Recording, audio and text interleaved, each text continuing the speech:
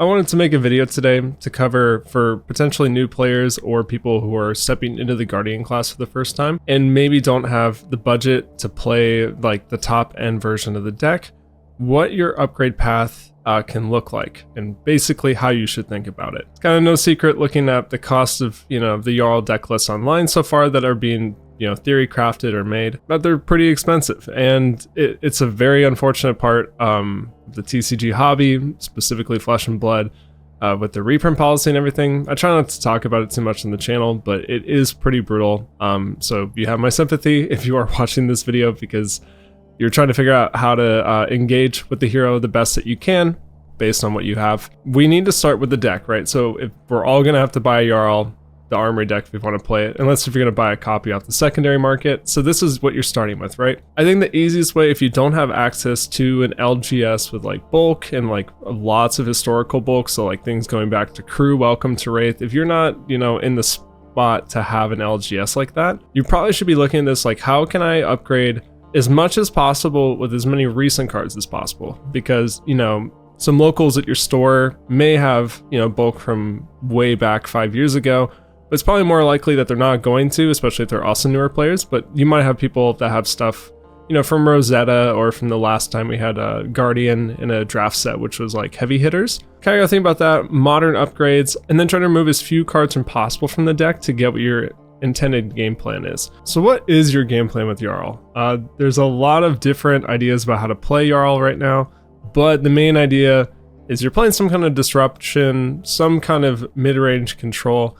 And I've covered a lot of different lists on the channel, so you have everything from like hardcore fatigue, count your blessings, where you're gaining a bunch of life, you're blocking out every card from your opponent until they run out of cards to play. You have the more ice tempo versions of the deck. These are more proactive and aggressive, but they do fall behind pretty easily if your opponent gets back into the game.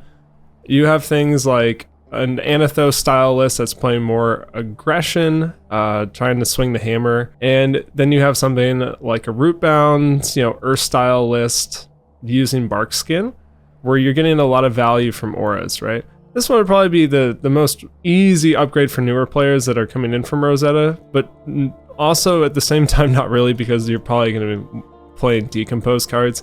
And these are incredibly expensive. So we're gonna do this kind of live, so you can kind of see my thought process, and then you can kind of make your own judgments about what you want to do with this. So I'm gonna start by just making a personal copy, and then we're just gonna go ahead and tweak it. So we have our personal copy, and we're gonna try adding as few cards as we're gonna try to make this super budget friendly, right?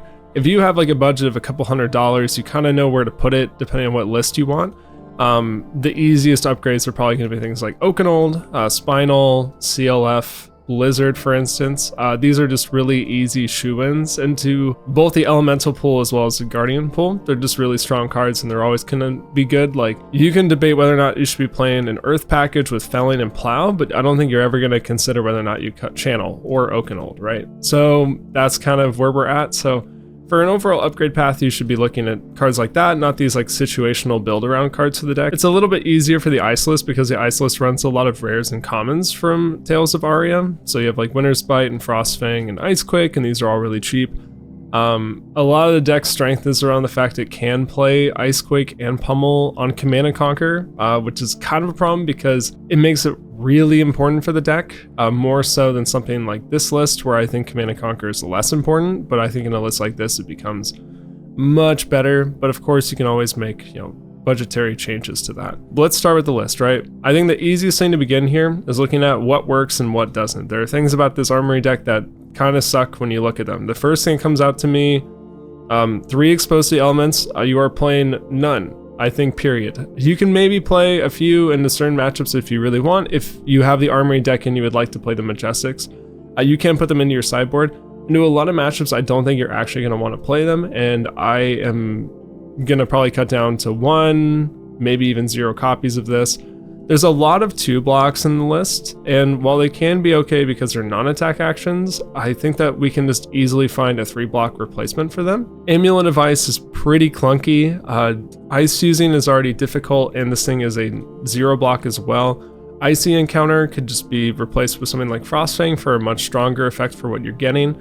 Snow Under is pretty clunky as well, but it is a 3-block, so we could consider keeping it. Earthform can be okay as well. It is a 2-block, which is a problem. This non-attack ratio is pretty high though, so you're pretty likely to get good value out of it. A Buckling Blow is pretty bad, and I definitely think we want to be cutting this card. So let's actually jump into it. The things that are still working though are obviously the new Majestics, the 3-blocks, the new, Majestic 3-blocks as well. And all the armor is good. I don't think we need to change anything about the armor. If you're going to be making some kind of upgrade along the line, obviously look at things like Tunic, depending on what kind of list you want to play. If you're going to play something like Barkskin, then obviously you don't need Tunic. Barkskin would be your upgrade path. You can always consider different upgrades like Crown of Providence or Stalagmite. If you're going to play a Summit list, Stalagmite's a pretty good upgrade. Although I'd probably wait a bit. The card is pretty inflated in price right now. So let's just go through this, right? Let's see if we can find replacements just in Fabry. So let's go, for what's our blue Guardian cards, right? Is there anything that could be better than the blues they provided in this deck? To go even a step further, let's see if we can just start by replacing their ratios, right? So let's go ahead and see if there's any blue earth cards that we can swap in that might be better, that are also, of course, budget friendly. I think Fruits is a much better inclusion than something like Sigil of Earth. I know that Sigil of Earth is a non-attack and you're getting extra value out of something like Rootbound Trunks or your Earth form, but man, Fruits is just such a clean card. I think it's, completely constructed playable even in the best versions of Jarl. I haven't gone back and updated my list, but I think I need to be including blue Fruits in pretty much all of them. So Tomorrow also is a much better card in Jarl pretty much. It lets you recycle things like Oakenolds. It puts itself into Banish for, decomposed style effects, anything like that. It lets you recur some pretty powerful cards.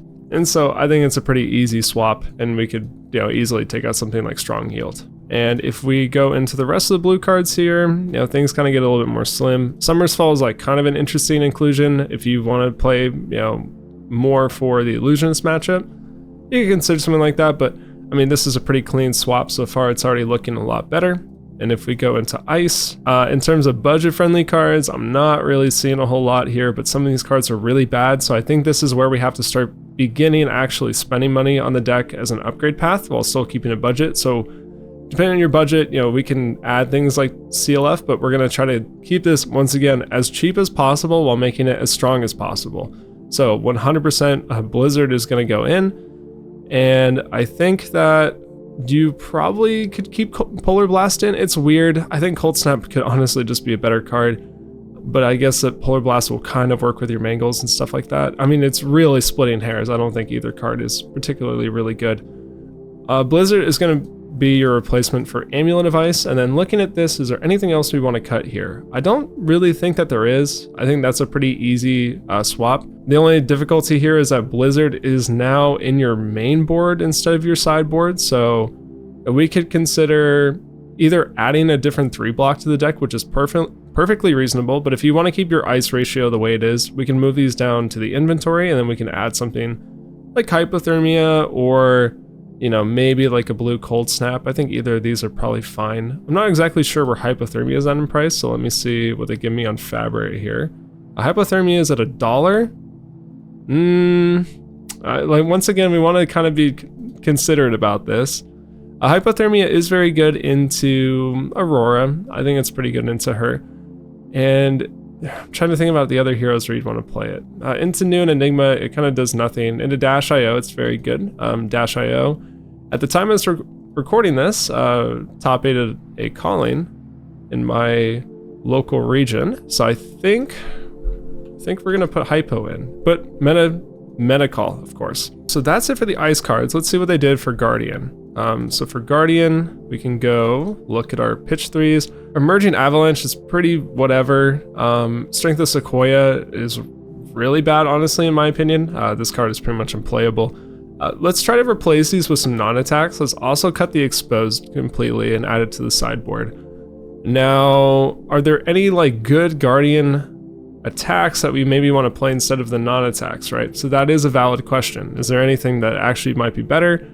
Imposing Visage feels like an absolute slam dunk in this deck. You have less usefulness because you can't go get CLF, but most of the time you're just going to go get Crumble anyway, so it's pretty negligible. Although, you know, you can't get nerves. I think this is a perfectly good upgrade inclusion. You do also have hypothermia in this list now, so I think it's perfectly fine. Okay, imposing visage is $260 apparently. So $7, $7.50 for that. That might be all right. And I think this is where we're going to make like a judgment call just to replace something. So I think we're just going to add blue disable. Blue disable is just a really good card if you ever take tempo from your opponent. So if you play a turn that completely shuts them out and they pass back to you, and you draw a hand with all blues, you want your blues to be good, right? And so something like blue disable is like a pretty good blue, either like way into the late game, or when you like brick, when you have tempo and you need to still be doing stuff. Now let's go into our reds. Our reds are pretty lackluster, so we're gonna start with our Guardian reds and see what we have going on in our card pool.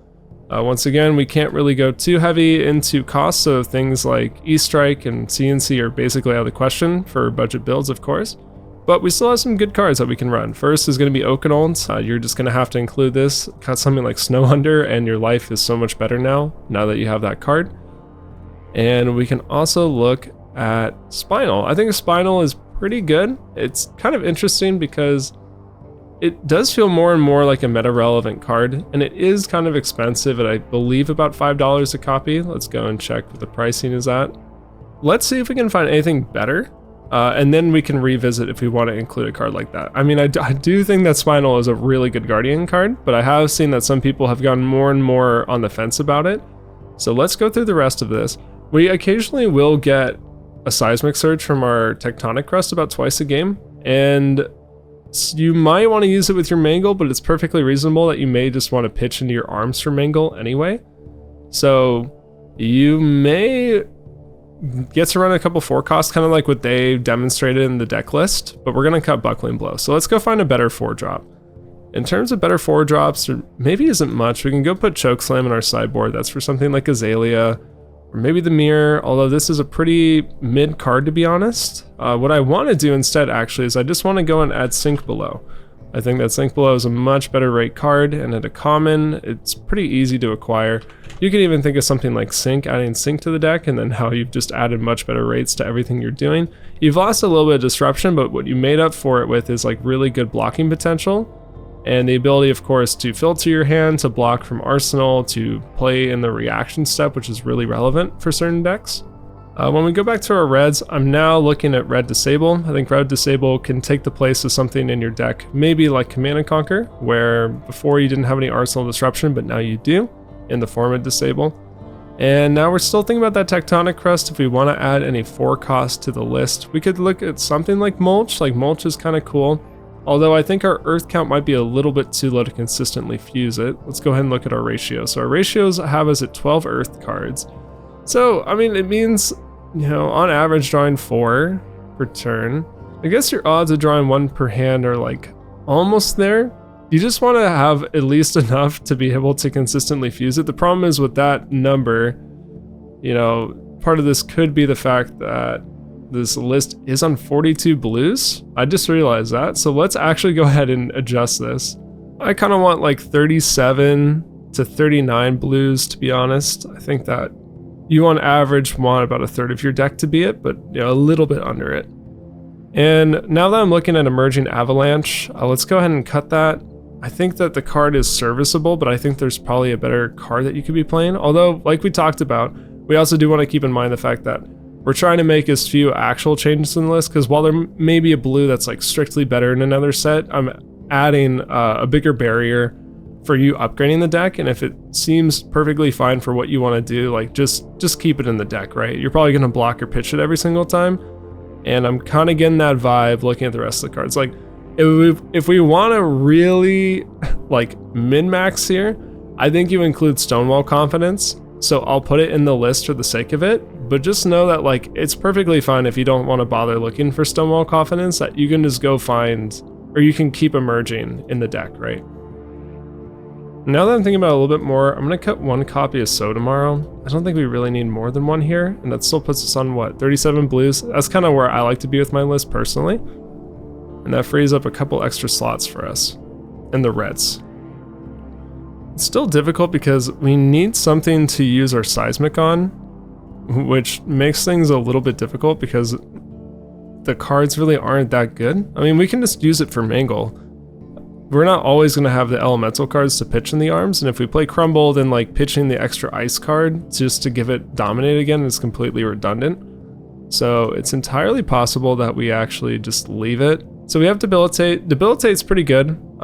If this thing crushes, it's like a 2 for 10, assuming that you're blocking with Crust using 1 blue and your Seismic to play it. Pretty solid, honestly. Like we talked about, Mulch could be pretty interesting. You need to include some more Earth cards in your commons down here, which is perfectly fine. So you could include Mulch if you want.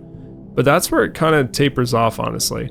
I think that out of all of these, I would rather play Debilitate than Buckling Blow, personally. But we could also look at something like Embolden, but we just don't have really enough going on in terms of Guardian attack actions. This deck is pretty light on them.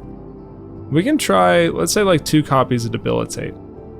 And then we can look at our Ice Reds. So for Ice Reds, because I want to cut Icy Encounter. I think Icy Encounter could just be replaced with something like Frostfang, and the deck already looks a lot better.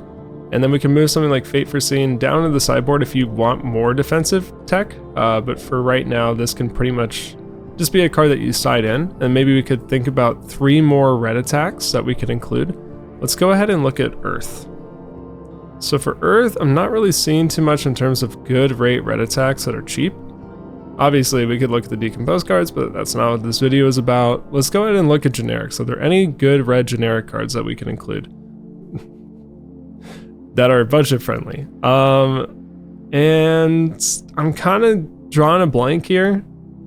I'm thinking about all the different cards in the card pool, but I'm not really seeing anything that services our game plan where it's either really good, consistent rate on both offense and defense. Is it flexible to be played in a lot of different positions? And is it disruptive? You know, does it control the pace of the game? And so you think about like CNC is good because, you know, it hits a lot of decks universally.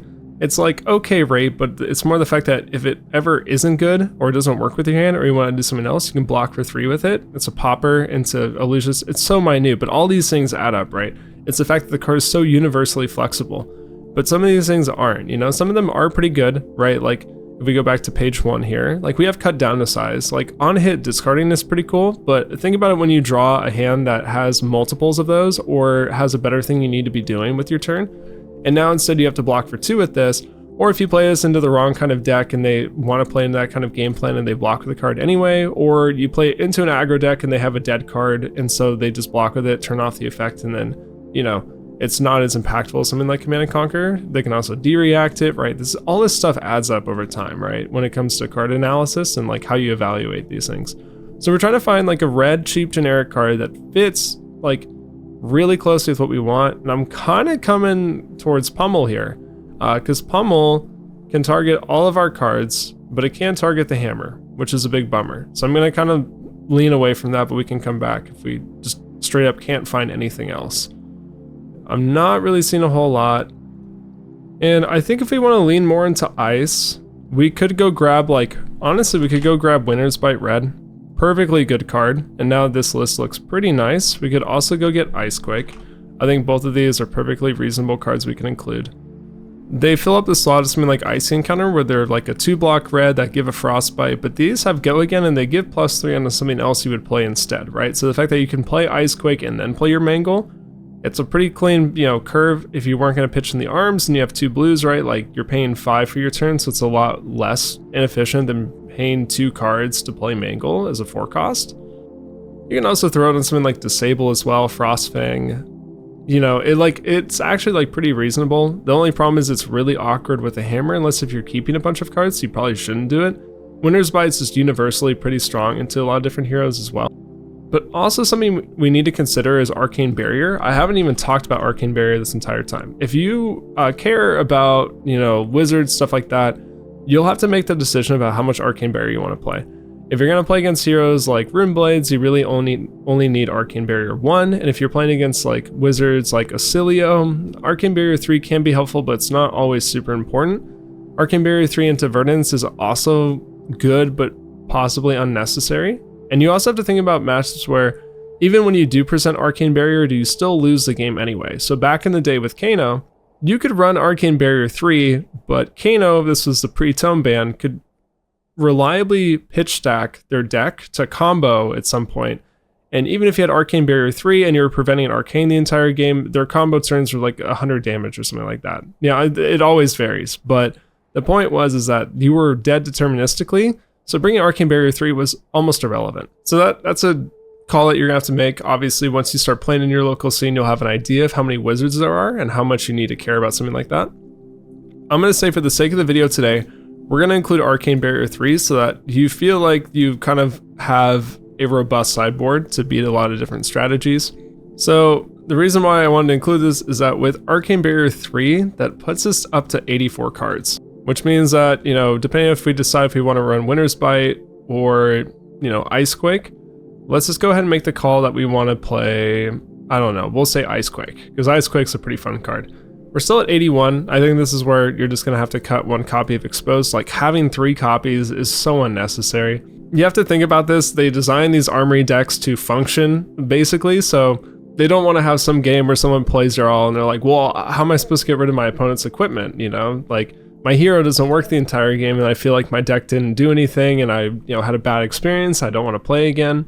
But if someone's first impression was from the starter, you kind of like want to put them on rails and have the deck like function properly, even if it's not good. So I understand them including 3 Exposed, maybe not as a reprint. That part seems like complete trash to me. Like, we did not need this as a reprint. There were so many better cards to reprint, but in terms of like getting the hero function online, making it work, actually having players make frostbites in their, you know, games with the Armory deck, I get it.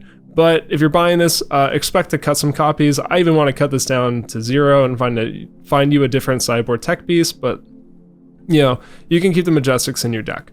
So that's 60 cards, relatively cheap as well, I think. Okay, so we're looking at $70 right here. The real heavy hitters are Imposing at $8 for your playset, which, you know, I think is worth it. Honestly, that card is so flexible, and it doesn't seem really good. You're gonna block and pitch it a lot, but every once in a while when you go first and you draw Imposing on turn 0 and you get to play Crumble, you'll understand why you included it in the deck.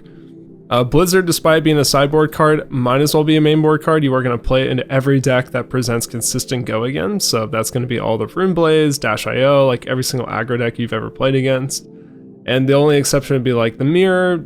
It's not really worth playing into Enigma or New, but it's still a fantastic card. So even though it's $20 right now for the playset, you can make the decision.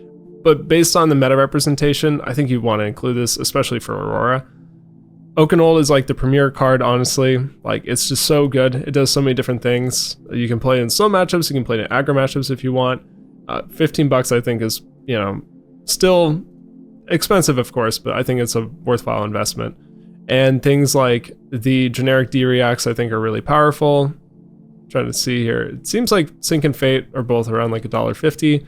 But I'm hoping that this is like enough of a budget for most people. I'm kind of assuming like $70. I'm not sure. If people need more or less, well, it's more of a question of if they need less. You know, like if you need more, once again, you have all these different lists to compare and then like figure out like, you know, where you're including the better cards in. But if you're needing less, then obviously you could reevaluate some cards like Blizzard or Imposing, like the really like niche blues that are good, but you know, maybe are not always 100% playable, or even like Hypothermia. You could just downgrade them even more into commons if you want.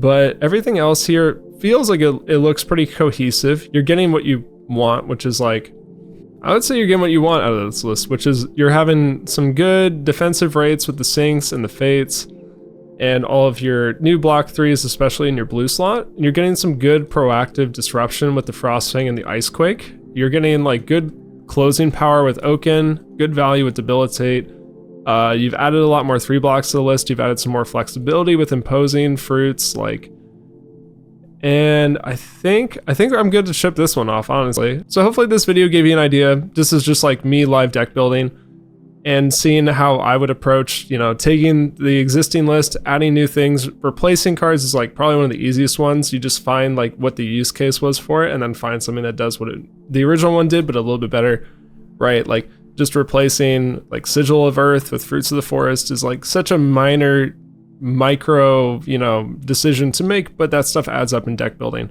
So that's kind of how I approached it. This is the list. I'll of course link everything down below, but until next time, thank you for watching.